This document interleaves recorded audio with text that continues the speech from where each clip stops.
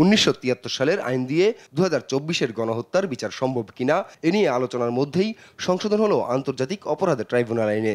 বিতর্কিত আইনটিকে যুগোপযোগী ও আন্তর্জাতিক মানসম্মত করতে মতামত নেওয়া হয় বিশেষজ্ঞদের। উপদেষ্টা পরিষদের অনুমোদনের পর রোববার রাতে অধ্যাদেশ জারি করে সরকার। জুলাই গণহত্যার দায়ে দল হিসেবে আওয়ামী লীগের বিচার নিয়ে আলোচনা হলেও শেষ পর্যন্ত সংশোধিত অধ্যাদেশে বিষয়টি রাখা হয়নি।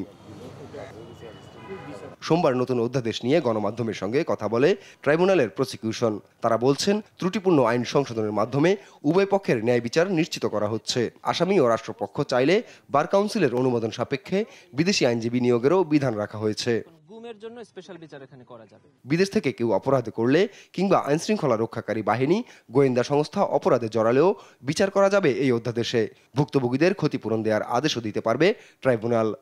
আন্তর্জাতিক অপরাধ ট্রাইব্যুনাল আইন 1973 সংশোধন করা হয়েছে এবং এই সংশোধনীতে আন্তর্জাতিক আইনের সাথে সামঞ্জস্য রেখে এবং আসামি এবং ভিকটিম এবং উইটনেসদের সকল প্রকার সুবিধা এটা আন্তর্জাতিক মান করার জন্য সরকার এটিকে গতকালকে সংশোধন করেছেন।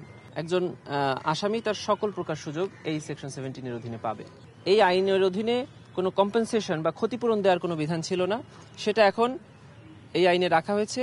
যদি কোনো অপরাধীর সম্পদ থেকে অথবা রাষ্ট্র থেকে কোনো ভিকটিমকে অথবা কোনো উইটনেসকে বা ক্ষতিগ্রস্ত ব্যক্তিকে কম্পেনসেশন করতে পারবে রাষ্ট্র। পাশাপাশি জাতিসংঘের বিভিন্ন সংস্থা, আন্তর্জাতিক মানবাধিকার সংগঠনগুলোর বিচার পর্যবেক্ষণের অধিকারও নিশ্চিত করা হয়েছে নতুন অধ্যাদেশে।